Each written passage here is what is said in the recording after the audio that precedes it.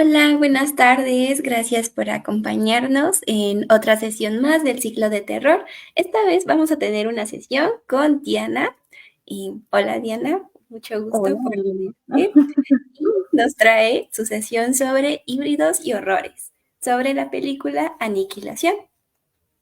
Una gran película que te decía hace ratito. Yo de pronto siento que cuando platico de este tipo de cosas, de este tipo de películas y las empiezo a ligar con cosas, me siento así como loquita, poniendo como el hilo rojo en la pared, así uniendo cosas que a lo mejor nada que ver, pero pues que de pronto sí al final me hacen un poco de sentido. Entonces, pues eso vamos a platicar, si te parece bien. Sí, por supuesto. Y, Perfecto.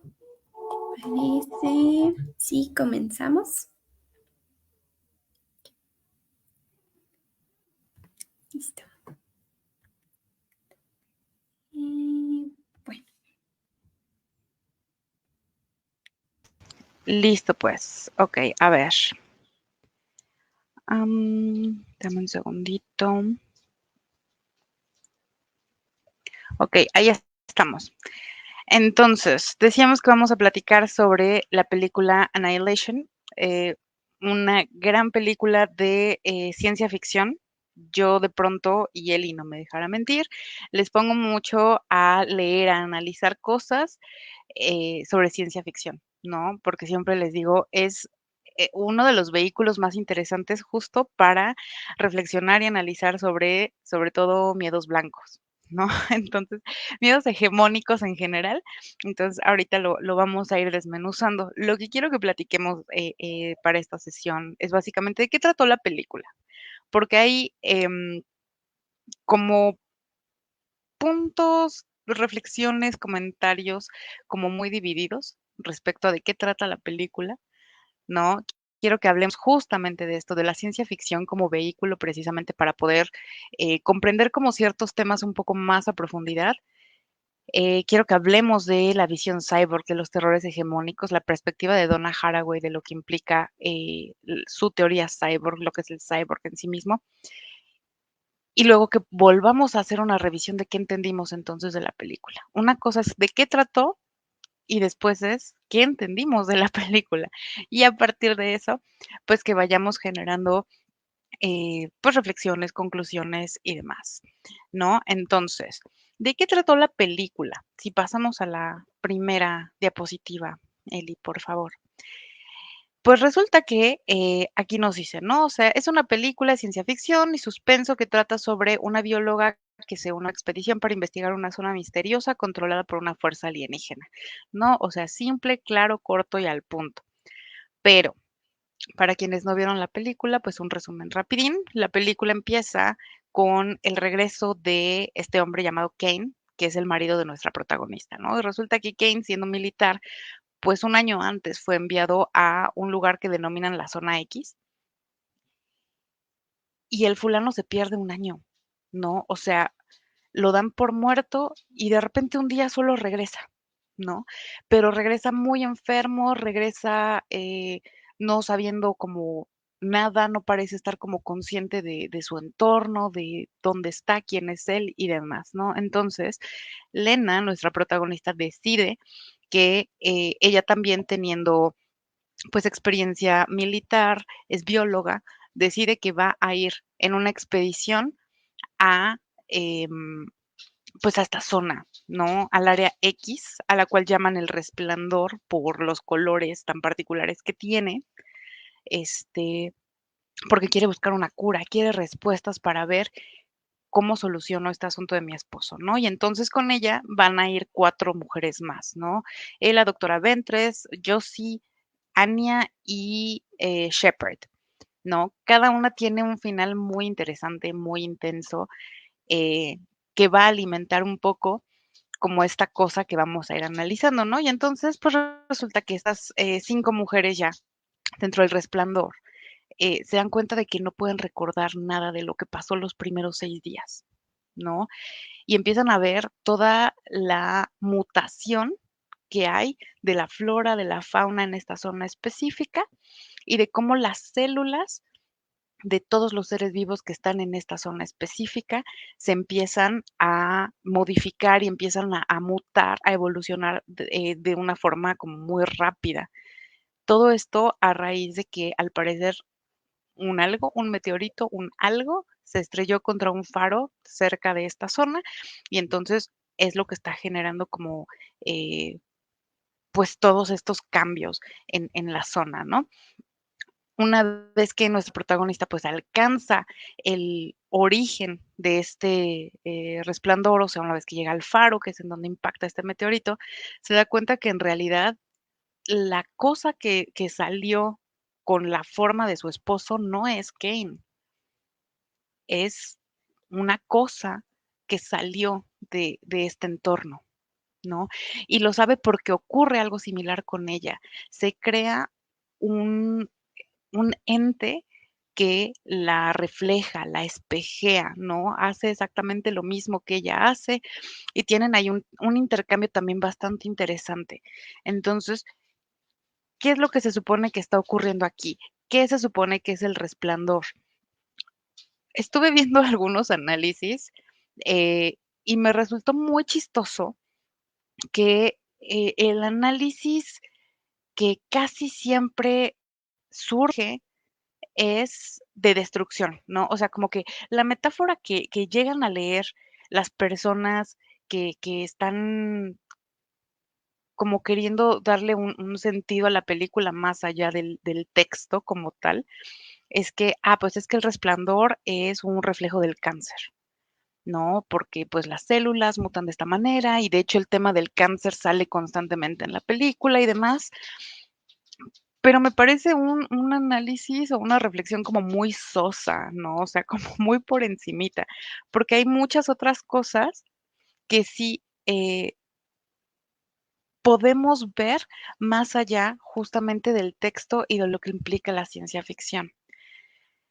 Eh, la ciencia de la ciencia ficción, algo que les enojó mucho a muchas personas, sobre todo hombres que vieron la película, era como que: "Es que nunca me explican cómo funciona, nunca me explican por qué funciona, nunca me explican quiénes son estos seres y cuál es su finalidad", ¿no? Hay un diálogo en algún momento de la película, casi al final, en el que preguntan, los científicos, una vez que Lena logra salir del Resplandor, le preguntan: ¿y qué son? Y ella: "Pues no sé". "¿Y qué quieren?". "No creo que quieran nada". No, sí deben querer algo porque, pues, están destruyendo todo, ¿no? Y esta es una gran frase que vamos a analizar un poquito más adelante, lo están destruyendo todo. Y el final, ¿no? O sea, que se queda como un final abierto, en el sentido de que no sabemos si quien sale del resplandor efectivamente es Lena, o es igual que en el caso de su esposo Kane, un doppelganger que únicamente la está reflejando, que la está mimicando. A mí me gusta más creer que efectivamente es Lena, pero que fue modificada también, pero que fue transformada, no solamente a nivel, físico, sino también a nivel identitario, a nivel, eh, una constitución mucho más profunda, ¿no? Entonces, si utilizamos la ciencia ficción como vehículo, ¿para qué nos sirve la ciencia ficción en este sentido? Primero, para hablar de, nuestros miedos y ansiedades, ¿no? Los miedos y ansiedades que son como, o sea, o nos referimos específicamente a los contemporáneos. ¿En qué sentido? ¿Qué es lo que nos aterra tanto de Aniquilación? ¿Qué nos aterra tanto de estas películas, en las que viene una raza alienígena a, colonizarnos? ¿No? ¿De qué manera la ciencia ficción está reflejando estos miedos más profundos? Si nosotros nos remitimos a historias como Blade Runner o a 1984, pues es mucho más evidente, ¿no? O sea, a lo que nos estamos enfrentando. Sin embargo, a la hora de que nos metemos con la ciencia ficción y nos cuentan estas historias que no son tan evidentes, pues hay una cosa difícil como de digerir. ¿Qué es lo que me está causando este miedo o esta ansiedad eh, en función de ver esta película? Y tiene que ver justamente estos miedos y ansiedades. Primero, decíamos los miedos contemporáneos en el sentido de las ansiedades tecnológicas, ¿no? Pensamos como que, nos van a dominar las máquinas y lo que más miedo nos da de que nos dominen las máquinas es que puedan hacer de nosotros lo que nosotros hemos hecho de, eh, de las otredades en general, de las máquinas, de los animales, de corporalidades racializadas, de corporalidades que viven con alguna discapacidad, de corporalidades feminizadas, ¿no? Que es ponerlas al servicio de, pues, esta situación de poder, ¿no? Y además hablar eso, ¿no? De lo desconocido como motor de la trama. Cuando vemos las historias de terror que escribía, por ejemplo, ¿cómo se llama este señor? Lovecraft. Lovecraft no se metía mucho, a describir lo monstruoso, porque él se dio cuenta que de hecho la imaginación del lector es mucho más efectiva para poder crear estas ansiedades, para poder crear estos miedos, que tú llenes los espacios y los huequitos en función a tus propias epistemes, a tus propias ansiedades, a tus propias percepciones de lo que te parece horroroso y traumático y preocupante y demás, ¿no? Entonces viene esta cosa fantástica de no te voy a dar todas las respuestas, voy a dejar simplemente que tú estés em, pues llenando esos huequitos específicos de, de cuáles son los aspectos que lo van a volver como más aterrador de manera personal, ¿no? Ahora, la ciencia ficción también se vuelve una herramienta de reflexión porque nos pone en contraste eh, qué tan, qué tan felices seríamos en una utopía y qué tan alejados estamos de lo que entendemos como una distopía. No, o sea, ¿cómo contrastan estas visiones utópicas y distópicas eh, del presente y del futuro en la ciencia ficción? Nosotros nos ponemos a ver justo literatura de ciencia ficción de hace 50, de hace 100 años, y nos damos cuenta que mm, nos sobreestimaron, ¿no? No estamos ni de cerca en ese futuro de paz y de desarrollo tecnológico en función de la salud y del bienestar y de erradicar pues las situaciones que nos ponen en constante estrés y en constante desigualdad a partir de, por ejemplo, derechos humanos básicos. No, o sea, no estamos ni de cerca ahí. Por otro lado, también pues vienen todos estos cuestionamientos de la condición humana, ¿no? O sea, cómo desafía nuestras concepciones de lo que es la identidad, de lo que es la conciencia, qué nos garantiza humanidad, qué nos hace ser humanos. ¿De dónde, Chihuahuas, viene esta creencia ridícula antropocéntrica de que somos eh, el hegemón, el tope de la cadena alimenticia en términos de poder, de inteligencia, de adaptabilidad, de fuerza? No, que ni al caso, porque nos confrontan con esta posibilidad de que, oye, ¿y si hubiera alguna otra especie allá afuera que pues nos superara en todo esto? ¿Tú crees que vendrían en son de paz? No, o sea, nuestro primer instinto es pensar que no, que vendrían a dominarnos, que vendrían a hacer exactamente lo mismo que nosotros hemos hecho con otredades a lo largo de la historia, ¿no? Y nos pone de manifiesto todas estas cuestiones, todas estas crisis de moral y de ética, pues a nivel personal, a nivel colectivo, ¿no? Yo no sé si tú te acuerdes, Eli, cuando les puse a leer justamente Los que se marchan de Homelas, ¿no? Y que fue un momento bien intenso y bien interesante, como de debatir ciertas cosas y de no necesariamente estar contentas o complacidos con eh, el final, de ese pequeño cuento, pero constantemente nos pone en una circunstancia de contrastar, ¿no? De contrastar nuestra ética, nuestra moralidad, cuando eh, justo nos antropomorfizan a otras identidades, ¿no? Estos extraterrestres o estas criaturas de otra dimensión, me las plantean con criterios, con estructuras sociales, con dinámicas personales o individuales similares a las que tenemos nosotros, porque pues a final de cuentas son historias escritas desde nuestra visión antropocéntrica, capitalocéntrica, occidentalista.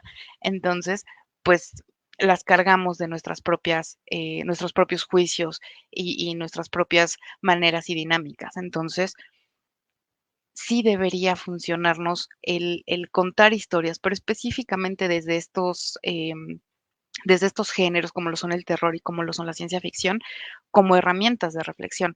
Y pues motor de cambio, o sea, yo lo cuestiono un poco porque realmente, eh, ¿en qué medida estamos dejándonos interpelar por estas historias?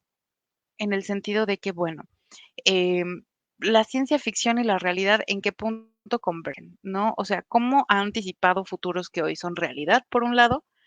¿Cómo hemos dejado que la ética y la moralidad realmente nos prevengan como estos cautionary tales de que, oye, no hagas esto porque al final, pues, va a salir mal, ¿no? Pero está ocurriendo. En alguna plática que tuvimos también en el programa hace unos meses, justamente con la doctora María de Pavía, hablábamos de la misoginia en la creación de las inteligencias artificiales y de cómo la falta de diversidad, la falta de perspectivas estaban, creando, pues, conito de ecos de discursos de odio, de discursos misóginos, de discursos, LGBTfóbicos y demás. Particularmente, poníamos el ejemplo de estas inteligencias artificiales que ya se hacían, que ya se creaban para emular, una relación, tener una pareja, y terminaban siendo, pues eso, feminizadas y violentadas por los usuarios. Entonces, pues el motor de cambio, realmente no me está significando mucho, ¿no? Pero, pues también está como esta función social de la ciencia ficción. ¿Qué es lo que podemos aprender? ¿Qué es lo que podemos analizar desde, vamos a decir eso, ¿no? Historias de ficción, pero que se transversalizan justamente con temáticas que sí nos aviesan o que sí nos competen a nivel dinámicas sociales, ¿no? Pasamos a la siguiente, Eli, por favor.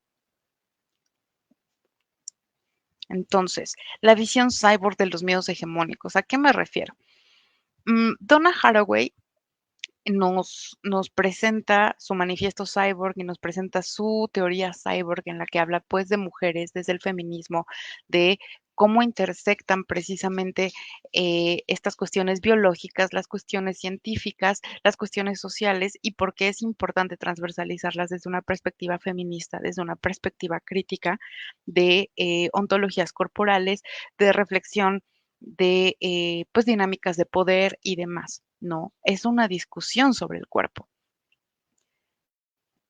En este sentido, Haraway, pues, nos invita, ¿no?, a que podamos replantearnos nuestra relación con el mundo, a deconstruir ciertas dicotomías tradicionales como esta onda de naturaleza-cultura, de sujeto-objeto, porque nos va a abrir puertas para, poder visualizar nuevas maneras de entender nuestra conexión con otros seres vivos, así como con la tecnología.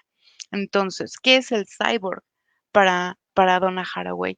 Em, Ella nos lo plantea como esta figura híbrida, ¿no? Que se va a componer tanto de aspectos orgánicos como de aspectos tecnológicos, ¿no? Entonces, representa esta interconexión entre lo humano y lo no humano, las máquinas, los animales, porque no solamente es una metáfora, Haraway nos dice que es una realidad cada vez más presente en nuestra sociedad y nos ofrece esta frase fantástica que dice, la blasfemia nos protege de la moral interna y al mismo tiempo insiste en la necesidad comunitaria. El cyborg es una representación blasfema en el sentido de que se va a contraponer justamente a todas estas ontologías absolutistas, ¿no? O sea, es una entidad que por un momento no existe en el sentido de que se convierte en una quimera, ¿no? O sea, es un monstruo, pero también es una ironía.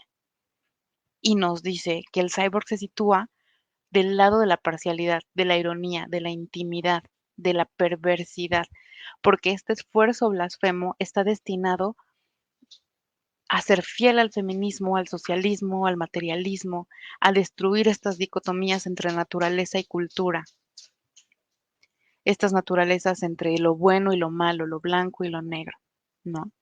Entonces, utilizar el concepto del cyborg para representar justo esta plasticidad de la identidad y de todas las limitaciones de las identidades que se nos imponen socialmente, pues el cyborg, además de ser este organismo cibernético, es una criatura de realidad social, pero también de ficción, ¿no?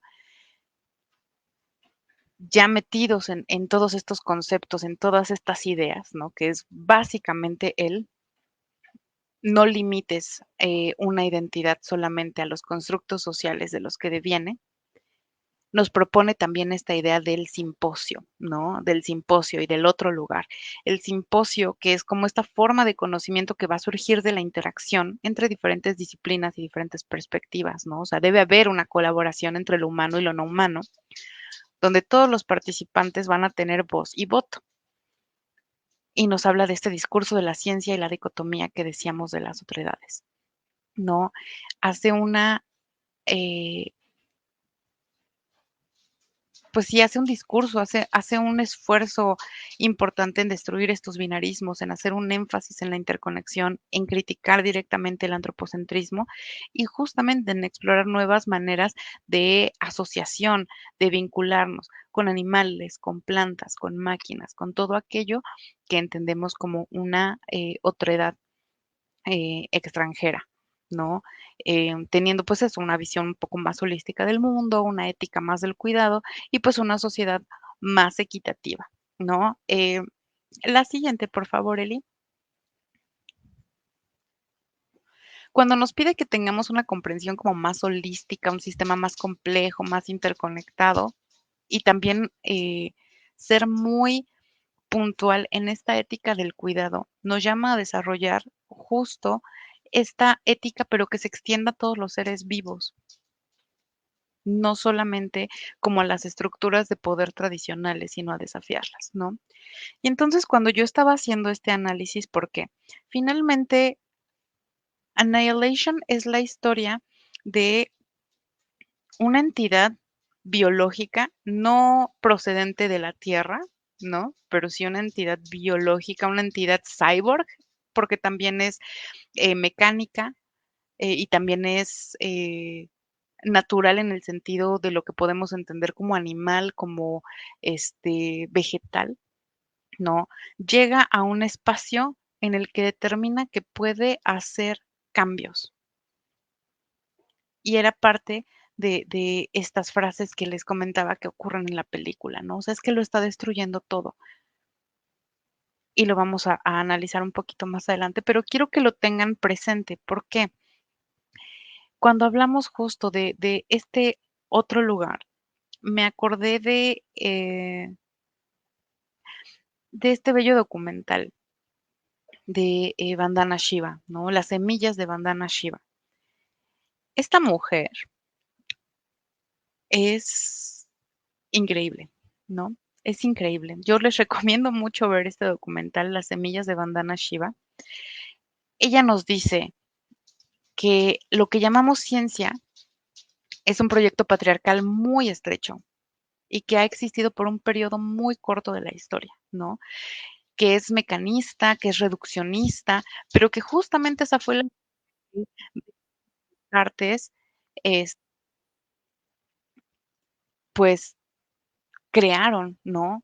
Ellos y otros a los que se llama este los padres de la ciencia moderna. Entonces,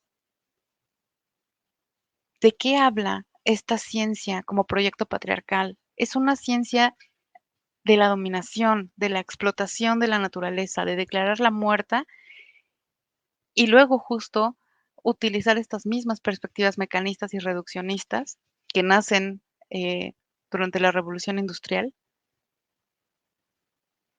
para cimentarse como el único conocimiento confiable, ¿no? Y entonces Vandana Shiva nos dice, el conocimiento del cuidado, de protección, de conservación, regeneración y rejuvenecimiento, que es el conocimiento vital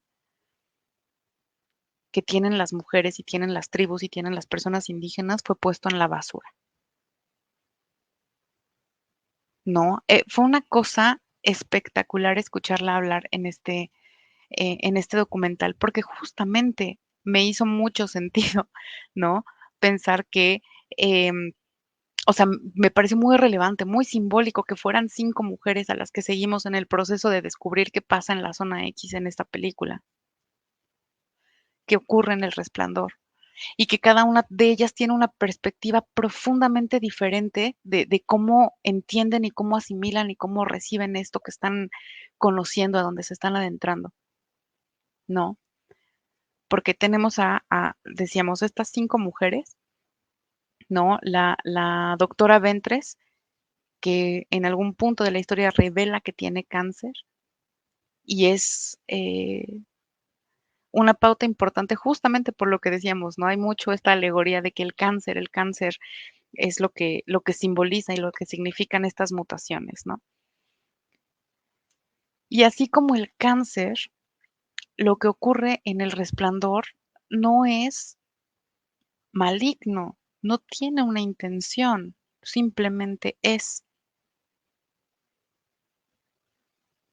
Y la doctora Ventres tiene esta misma conversación en algún momento con nuestra protagonista Lena. Le dice, está dentro de mí, no sé qué es, no parece que quiera algo más allá de la destrucción, pero no parece que quiera algo como tal, ¿no? Tenemos también a Josie, que está como muy al centro de toda esta situación que ocurre, porque ella elige, a final de cuentas, mimetizarse y hacerse parte del resplandor desde su teoría de la refracción, ¿no? Em, por un lado, Anya quiere enfrentar, ¿no? Esta situación, quiere enfrentar estas criaturas, y por otro lado, Lena quiere destruirlo, y ella le dice, yo no creo querer ninguna de esas cosas, así que decide hacerse parte de, pues, del lugar, convertirse en literal una personita de flores, ¿no? Y luego tenemos a Anya, que siempre representó como la resistencia más hostil, más fuerte al resplandor. Y ella muere al ser atacada por una versión de sí misma, ¿no? Y se vuelve una metáfora de esta autodestrucción que está presente en toda la película. Shepard es la militar que muere devorada por el oso y que en algún momento se menciona, termina haciéndose parte de él, ¿no? Y lo pensamos a nivel biológico también, en el sentido de que, pues, cuando consumimos algo, algún alimento que consumimos, pues, se hace parte de nosotros, de nuestras células, de nuestra parte vital. Eh, pero aquí con Shepard, y justo en función de que, pues, es terror, desde la ciencia ficción y demás, pues, podemos escuchar a Shepard, desde las fauces de este oso ya mutado, ¿no? La escuchamos gritar, la escuchamos pedir ayuda.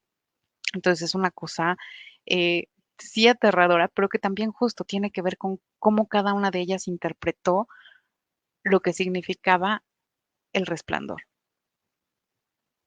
¿no? Y que fuera una mujer quien lograra comprender a esta otredad ajena lo suficiente como para dialogar con ella y eventualmente escapar de ella, también me parece muy relevante y me parece muy simbólico justamente por eso que menciona Vandana Shiva.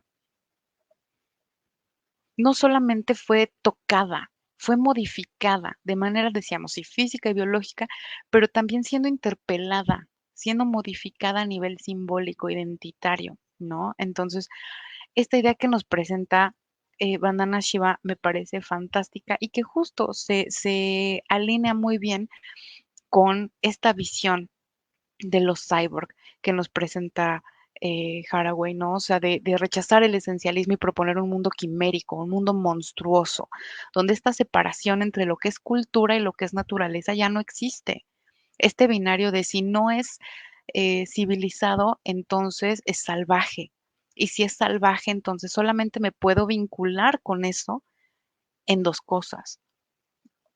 O hago una reificación de ello, veo de qué manera lo exploto y de qué manera lo uso a mi conveniencia, pero entendiéndolo como muerto, o lo destruyo.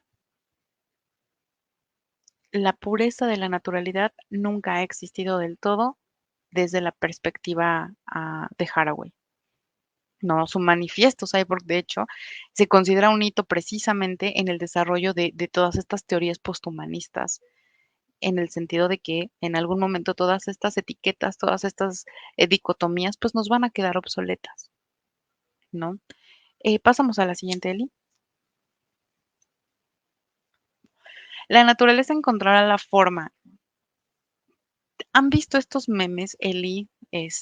¿Tú has visto estos memes o estas fotos, ¿no? En las que le ponen el caption justamente de Nature will find a way, ¿no? Y entonces nos ponen una florecita saliendo del concreto y nos ponen estos árboles, este, nos empiezan a mostrar cómo árboles absorben cosas que tienen alrededor, ¿no? En bosques, como sillas, bicicletas, o sea, son imágenes impresionantes. Y ese es el caption. La naturaleza encontrará la forma. Y nos parece muy hermoso verlo así, porque cuando lo empezamos a experimentar en nuestra vida cotidiana, que son justamente todos estos cambios climáticos, que son eh, estas imposibilidades ya de separar periodos del año en estaciones, ¿no? Que las estaciones del año ya se convirtieron meramente en una formalidad y no en algo que podamos discernir eh, como se hacía hace, no sé, 20 años, 30 años. Es una cosa aterradora también, ¿no? La naturaleza encontrará la forma. En aniquilación, pues eso, se nos sumerge en este mundo que es desconocido, que se nos presenta como hostil, porque va a desafiar nuestras percepciones y nos va a obligar a confrontar nuestros miedos más profundos en función justo de la naturaleza reclamando y tomando sus espacios y sus lugares y nosotros quedándonos pues en la inhóspida, ¿no? Sin saber qué hacer, sin poder hacer nada realmente. ¿No? La película además, pues por supuesto, nos presenta como todos estos colores, estos sonidos, estas cosas súper estrambóticas y fantásticas, ¿no? Para darnos como este boom sensorial, pero decíamos que sea un vehículo para la reflexión, que nos lleve a pensar, a ser críticos sobre la naturaleza de la existencia y el lugar que nosotros ocupamos, ¿no? O sea, en el mundo, en nuestra comunidad, en el universo y demás. Decíamos esta frase, está destruyendo todo. Y responden, no está destruyendo, está creando algo nuevo de lo que ya existía, ¿no? La idea de ser colonizados, de ser dominados, de ser modificados, y decíamos desde nuestra percepción antropocéntrica, civilizatoria, eugenicista, normativa, lo entendemos como ser destruidos. En este sentido, Haraway pues nos invita a seguir con el problema, ¿no? Es decir, vamos a vincularnos con el problema, hacernos parte de él, que se haga parte de nuestra vida cotidiana, crecer, eh, para plantear futuros que sí vayan a valer la pena ser vividos. Es resistir todos estos posicionamientos hasta cínicos o desesperanzadores que vienen como de que, pues bueno, pues ya, si se va a acabar el mundo, que se acabe, ¿no? La propuesta de Haraway es una propuesta ético-política, afirmativa, ¿no? O sea, Braidotti lo denominaba como un acto de fe en nuestra capacidad colectiva para resistir y transformar. Entonces, cultivar responsabilidades, capacidades, ¿no? Pensar, actuar, coproducir, comprometernos con los otros inesperados. Sanar el planeta, asumir y vivir un duelo de todas esas pérdidas irreparables. El duelo se vuelve fundamental para asumir una responsabilidad, ¿no? Haraway lo menciona como condolernos por los seres amados, los lugares y las formas de vida que pues, se perdieron. Es un paso para comprender que formamos parte de un mundo en común, ¿no? Todo este asunto de reivindicar la naturaleza, ¿no? Se hace una propuesta de lo que Haraway denomina como el artefactualismo, ¿no? Y yo creo que justo esta representación que nos da Annihilation es eso, es artefactualista, porque define la naturaleza con esta articulación semiótica, con esta articulación material, pero también resaltando estas cuestiones poéticas, estas cuestiones desde la retórica, desde la erótica incluso de la vida orgánica, ¿no? Utilizando el arte para justo comprender, configurar este mundo eh, en una visión tanto natural como cultural. De ahí deriva todo eso, ¿no? La siguiente, Eli, por favor. ¿Qué entendimos de la película? Quiero que juguemos un juego. Eli, si puedes volver a la pantalla con tu micrófono un momento, porque quiero que juguemos un juego. Te voy a enseñar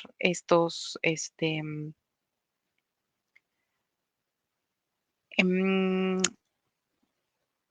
estos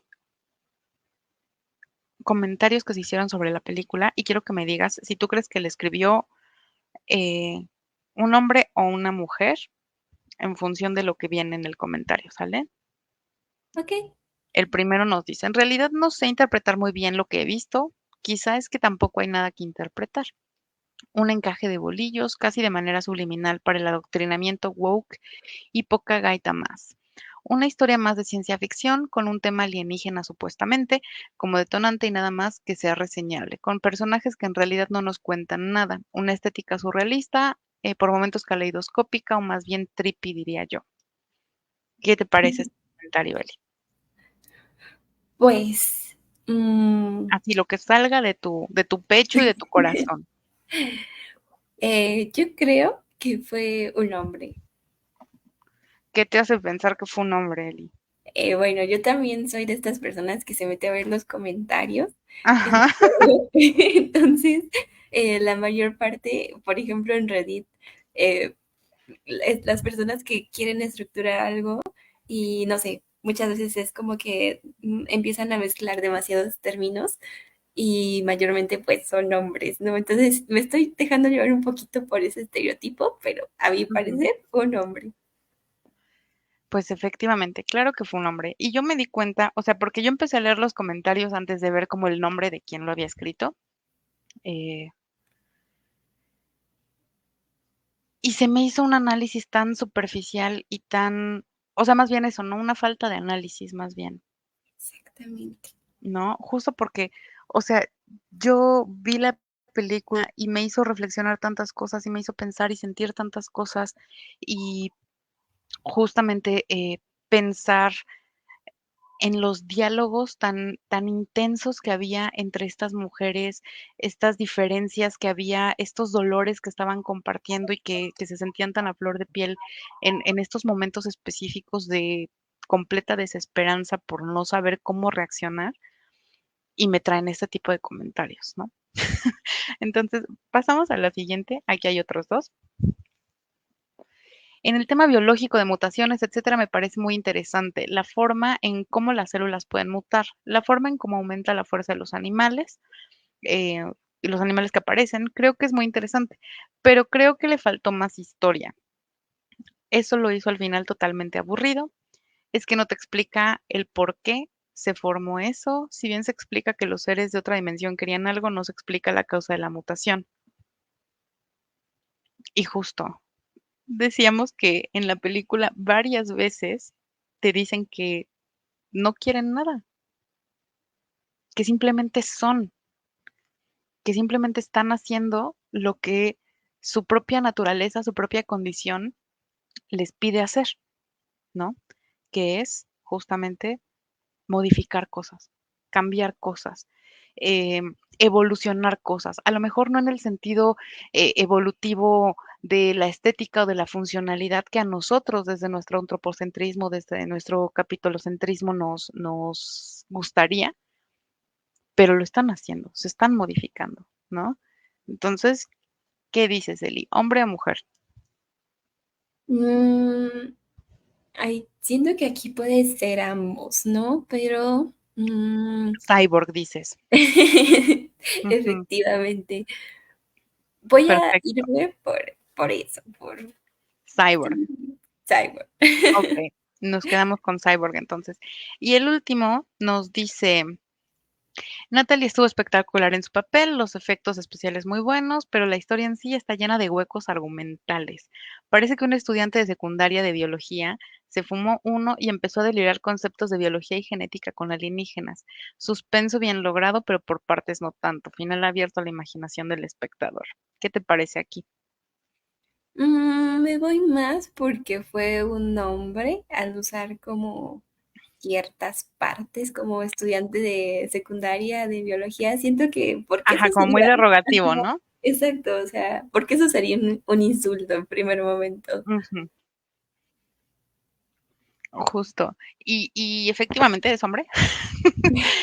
Les puse comentarios que fueran justo, hombre o cyborg, precisamente porque eso, ¿no? O sea, creo que sigue habiendo una falta de análisis desde todas estas propuestas epistemológicas que sí vienen cargadas de la mirada femenina, ¿no? Que es más del cuidado, que es más de la responsabilidad, que es más de la modificación a nivel no solamente físico, como decían aquí, ¿no? Cómo aumenta la fuerza, de los animales, ¿no? O sea, sino más bien, ¿cuál era la modificación? ¿Cuál era el cambio identitario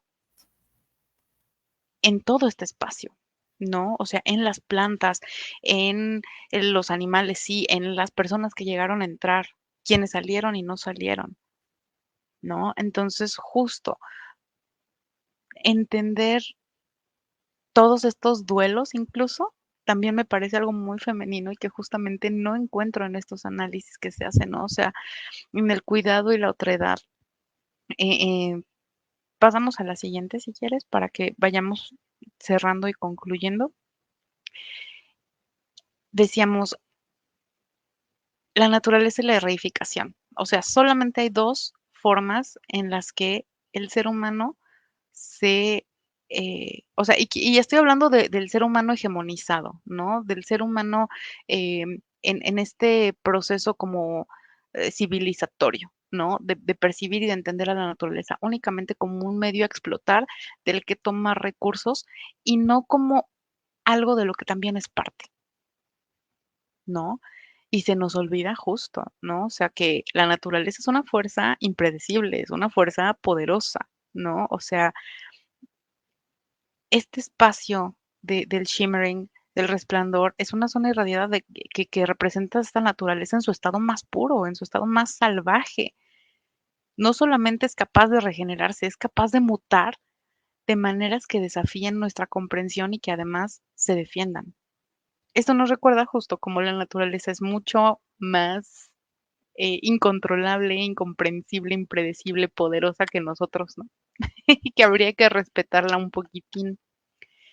Está todo este miedo a lo desconocido, porque pues en la película nos explotan todos estos miedos innatos, ¿sí? De aquello que no podemos controlar, ¿no? O sea, esta metáfora de la pérdida del control, de la mutación, de que constantemente se hable a lo largo de la película sobre la muerte y lo que implica la muerte y la decisión de ciertos personajes de morir o cómo morir o tener muertes muy trágicas, justo a manos de esta naturaleza que ni siquiera es hostil, solo se está defendiendo.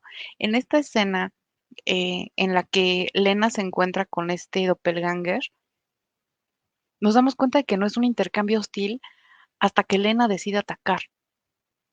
Cuando Lena ataca a su doppelganger, este doppelganger pues la espejea, replica lo que está haciendo que es regresarle el golpe, pero en ningún momento es un intercambio hostil por parte de este doppelganger, pues, ¿no?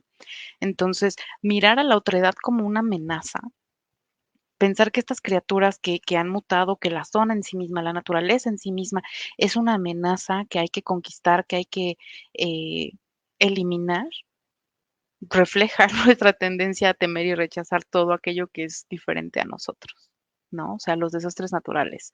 Em, los espacios naturales en general, ¿no? La colonización y la otredad precisamente van de esto, ¿no? O sea, tenemos que, o sea, hay una misión explícita para explorar esta zona, para ver qué podemos obtener de ella. Sí quiero comprenderla, pero quiero comprenderla en función de qué puedo obtener de ella, ¿no? Y es justo una metáfora de la colonización. Todos los humanos tienen que ir a meter sus narizotas a intentar imponer más bien su orden, su control sobre una, y además de manera hostil, ¿no? Porque se siente que este espacio amenaza con destruir todo lo que conocemos. Ahora, quiero que veas las imágenes que están en la pantalla, Eli. O sea, este proceso de colonización nos hace pensar que esto es lo amenazante, que esto es lo que tenemos que destruir. Y yo desde que vi la película fue como, me inventé, yo quiero vivir ahí, ¿sabes? O sea, se ve magnífico y aún así buscamos cómo explotarlo. ¿No? Luego la crisis de identidad, cómo se modifican nuestras identidades, ¿no? O sea, en el sentido de que pues van avanzando la historia, los personajes se van adentrando más la zona y no solamente sus cuerpos, también sus mentes comienzan a mutar, se cuestionan la propia identidad, se cuestionan su propia naturaleza, se cuestionan justamente como Josie, ¿no? O sea, como ella decide, yo no quiero eh, oponerme a esto, no quiero intentar destruirlo, entonces me hago parte de ello. Ujú. ¿No? Y esta parte de lo abyecto, además, ¿no? O sea, el miedo a perder eso que nos hace humanos y de ser absorbidos por algo más grande y algo más incomprensible pues eso, ¿no? O sea, las pautas, las epistemes que tenemos actualmente, que es una cosa fantástica, ¿no? O sea, a mí me suena espectacular, la verdad, ¿no? Y finalmente, pues esto, ¿no? O sea, el antropocentrismo, el capitalismo, la explotación, la necesidad de dominar, de explotar, de utilizar, ¿no? O sea, sí nos pone a cuestionarnos constantemente la idea de que los humanos somos el centro del universo. Este tipo de historias, no solamente esta película, sino este tipo de historias en la ciencia ficción. ¿Qué derecho tenemos de dominar a la naturaleza y a todo lo demás? ¿No? La obsesión de la humanidad por el progreso y el crecimiento em, económico, tecnológico, nos lleva indudablemente, invariablemente a la explotación de recursos naturales, destrucción de medio ambiente, a lógicas desde la necropolítica, ¿no? Cómo decidimos quiénes pueden vivir y quiénes no, en función de qué tanto pueden pagar por ello.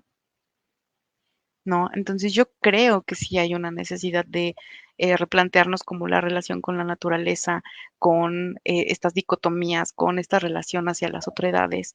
Eh, Annihilation nos sugiere que pues sí necesitamos cambiar estas dinámicas, ¿no? Reconocer que somos parte de ellas y que no somos entidades aparte, ¿no?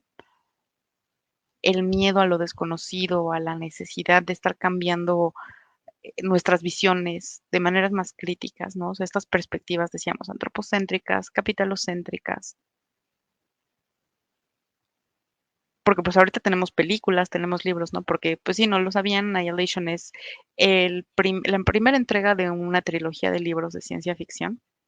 Este, entonces, pues no solamente desde las películas, ¿no? O sea, sino que desde las historias, ¿no? O sea, nos advierte de estos peligros de la colonización, de la explotación. Y yo les invitaría justo a eso, ¿no? A reflexionar nuevas maneras de coexistir con el mundo, de plantearnos esta idea de el cyborg como, pues eso, ¿no? O sea, una respuesta lógica en desafío justamente a todas estas pues representaciones y pautas y lógicas de dominio y de poder y de normatividad, ¿no? Pensarnos como justo estos híbridos que ya vamos a ser más que máquinas, más que organismos, ¿no? O sea, que colaboremos con el entorno. Porque justo eso, Eli, tú y yo, por ejemplo, usamos lentes. No sé si en algún momento has tenido alguna operación o te han puesto brackets o algo, o te han hecho alguna modificación en tu dentadura, este, cosas de ese tipo, ya nos hacen cyborgs, ya nos hacen estar en contacto directo con estas modificaciones biológicas y tecnológicas y demás. ¿Cómo ves? Pues sí, efectivamente, algo que yo me ponía a pensar demasiado porque pues yo inicié a usar lentes como un poquito antes de pandemia, pero no sé, o Ujú, sea, sentía que era una extensión, ¿no? O sea, que todavía no era parte de mí, la verdad sí me costó acostumbrarme muchísimo a usar lentes. Y pues también, ¿no? Cuando te hacen las operaciones de las muelas o que si es una carie o es algo así. Y también me ponía como, no sé, a cuestionarme, a acostumbrarme a todos estos cambios, pero pues ya después ujú, de tanto tiempo digo, ah, pues es normal, o sea, ya lo hice parte de mí, pero de ujú. cierta forma es algo que yo agregué, sino, o sea, no es algo que yo creé, pero sí es algo que agregué a mí, que tuve que adaptar a mí. Justo, y que te ayuda precisamente a adaptar tu existencia a una manera como más cómoda, más amigable para poder percibir el mundo y para poder comunicarte con él también, ¿no? Sí, efectivamente. Sí, es una cosa muy fantástica y por eso es que yo siempre meto la teoría cyborg en todo, en todo. O sea, de verdad, Donna Haraway a mí me cambió la vida. Igual que lo hizo la propia Butler en su momento, ¿no? Judith Butler. Em, pero así también muchísimas escritoras, porque además eso, la teoría cyborg, por supuesto que sale de leer ciencia ficción.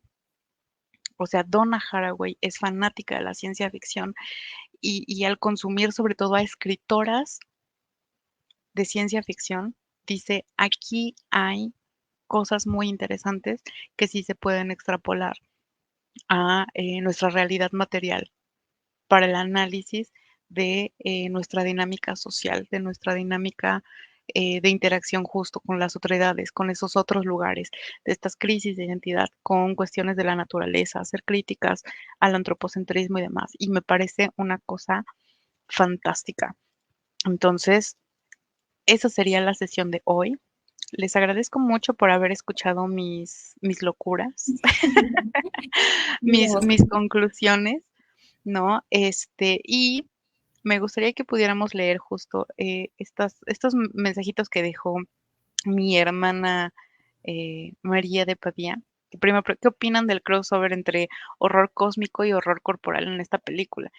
Ay, hermana, es que a mí el horror cósmico y el horror corporal son de mis dos cosas preferidas, justamente para metaforizar lo que implica eh, como estas abyecciones, ¿no? Y estas pautas de hacernos absolutamente insignificantes frente a cosas, ¿sabes? Ajá, sí, sí, sí, sí, sí. Y además de eso, ¿no? La metáfora de la mutación directamente del cuerpo y unificarla con esta crisis, este cambio, esta ruptura que hay a nivel identidad, que hay a nivel psique, que hay a nivel eh, modo de vida, condiciones materiales afuera, cómo nos tocan y nos atraviesan en el interior, a mí me parece una cosa fantástica, ¿no? Y creo que es algo que también justo mencionaban en la sesión de ayer, ¿no? Pues hablando de pues todos estos cambios, todos estos, eh, no sé, estas cosas inenarrables que ocurren, ¿no? Y que únicamente podemos metaforizar a partir precisamente, ¿no? De la ruptura, de la destrucción incluso, de la propia corporalidad, ¿no? Porque además algo interesante que pasa en la propia película de Annihilation es em,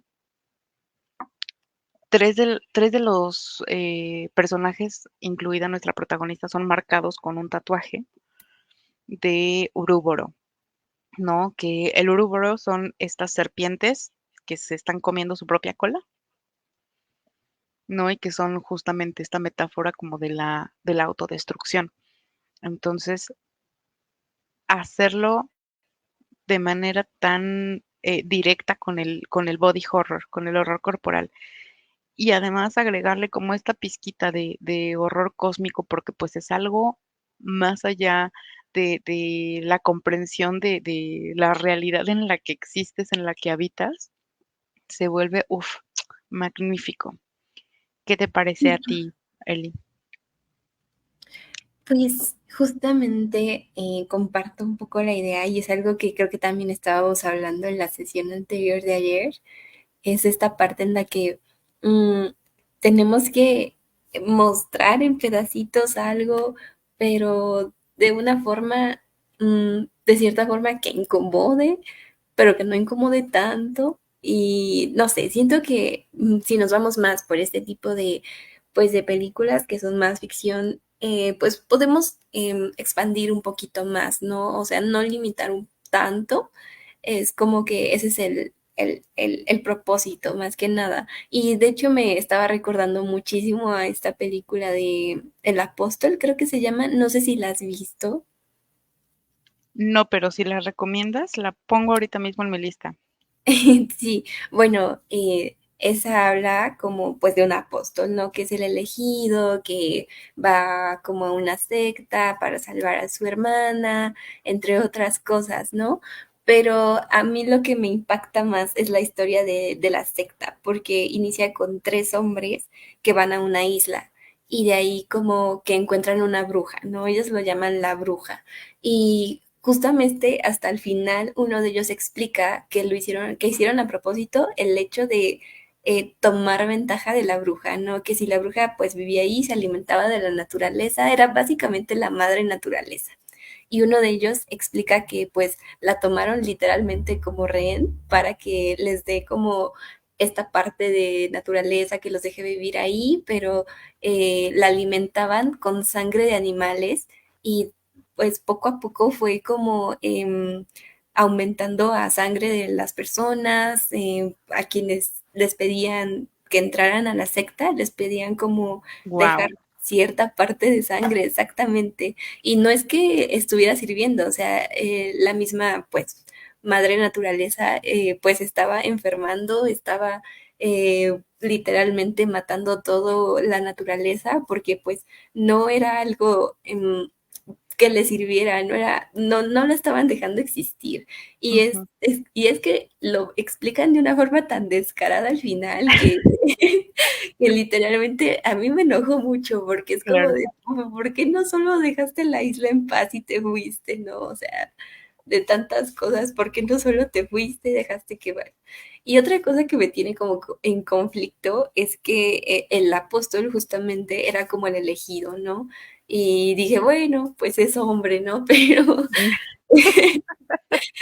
Por supuesto. exacto, y él era como el elegido para que se volviera parte de la naturaleza, o sea, como que la madre naturaleza tuvo que entrar en él, porque pues él ya sabía toda esta historia, a lo largo de la película lo explican, aparte de que hay un montón de violencias tan normalizadas Sí. dentro de su secta, pero al final como que él queda siendo el elegido y al principio trata de escapar, pero después como que acepta que solamente tiene que ser parte de para poder tener como que esta naturaleza de vuelta, ¿no? Como regenerarla y se vuelve parte Ujú. de ella.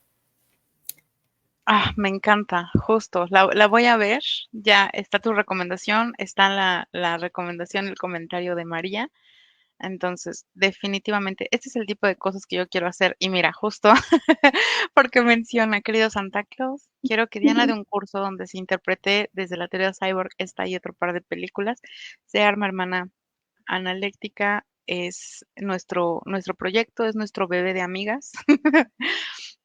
Entonces, sí, definitivamente son cosas que tenemos que seguir haciendo. Pues, Eli, así termina mi sesión. No sé si tú tengas alguna otra pregunta, comentario, aclaración. Em, pues tengo muchas, pero, Perfecto, ya pero sabes que me pues encanta que se queden con más em, preguntas. sí, bueno, primero también estoy de acuerdo en que hay un curso en donde se interprete la teoría Ujú, sobre más películas, pero em, pues quería como, no sé cómo sintetizar esta pregunta, pero me iba más como a este lado de solo existir, como mm, cómo queremos sacar ventaja de algo específicamente, pero cómo es que, no sé si estoy generalizando o creando algo ahí, pero siento que como mujeres al vivir más cosas de cierta forma, de sí, decir como, pues, ¿por qué no me dejas en paz? No sé, déjame existir nada más. ujú, Nos vamos a, pues, a esto, de entender más esta explicación, ¿no? Este tipo de representación. Y digo, hay veces en las que compartimos experiencia con pues algunos hombres, ¿no? Pero de cierta forma, algo que he visto muchísimo es que también tratan de sacar algo forzosamente, es como, no dejan pasar la situación, sino que simplemente eh, buscan ventaja, ¿no? O sea, buscan claro. sacar algo sí o sí. Y pues mi pregunta era como, no sé, ¿de qué forma es posible explicar de cierta forma, no los hombres, sino como hacer un poquito más fácil esta explicación de, pues solo existir, ¿no? De que hay cosas que solo existen. Ay, es que se vuelve muy complicado. Y se vuelve muy complicado precisamente porque eso, tenemos como la creencia arrogante de que podemos explicar absolutamente todo. Y la realidad es que, mira, incluso en todo este análisis que vimos ahorita, ¿sabes? La biología es un discurso. Y me refiero, eh, eh, me refiero a que quien determina cómo debe sonar la biología en función de pautas desde la ciencia que decíamos, ¿no? O sea, son las personas, o sea, son los hombres en el sentido de que pues la ciencia también es un área profundamente androcéntrica, ¿no? Es un área profundamente misógina.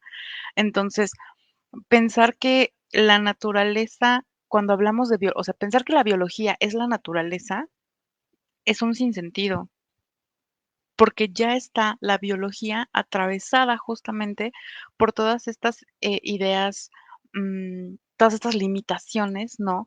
De lo que entendemos como la ciencia y justamente lo que les compartía de Vandana Shiva, ¿no? O sea, la ciencia es un proyecto patriarcal, ¿no? Hay un problema epistémico en la concepción de la naturaleza, porque nos planteamos las cosas justamente, ¿no? Desde este reduccionismo decíamos binario, ¿no? De que si no es blanco, entonces es negro, si no es bueno, entonces es malo, si no es civilizado, entonces es salvaje, y si no soy yo, entonces pues es otro.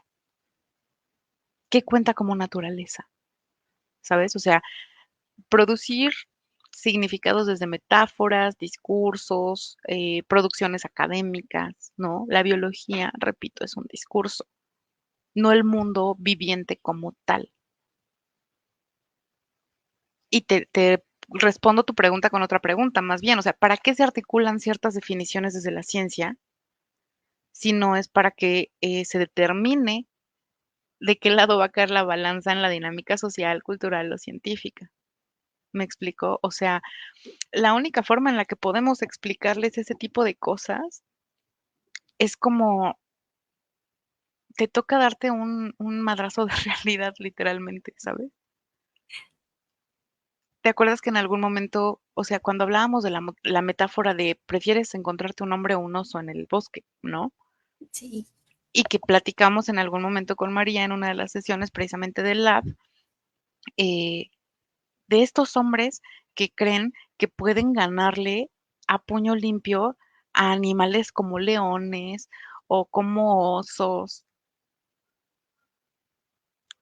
se han hecho estas encuestas en Estados Unidos para preguntarles, ¿cuántos de ustedes creen que le podrían ganar en un pues juego de individuales a Serena Williams, ¿no? En un juego de tenis.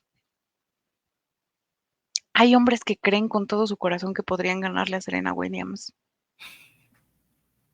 Serena Williams no solamente es la mejor jugadora de tenis en el mundo actualmente, o sea, femenina, ¿no? Es la mejor jugadora de tenis de la historia, punto. La cantidad de premios que tiene, la cantidad de reconocimientos que tiene, la cantidad de récords que ha batido. Y aún así hay hombres absolutamente comunes, godines saliendo de su oficina, que creen con todo su corazón que podrían ganarle. Entonces, si tú no quieres sentarte a dialogar y entender y a dejarte interpelar por otras experiencias, lo único que queda es que se den un madrazo de realidad, Eli. Es lo único. Yo por eso les dije en algún momento, no se metan a temas de masculinidades. Se van a Sí. frustrar mucho y les van a hacer la chamba.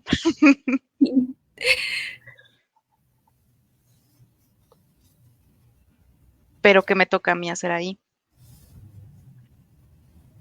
Dejar que ustedes hagan lo que quieran, por supuesto.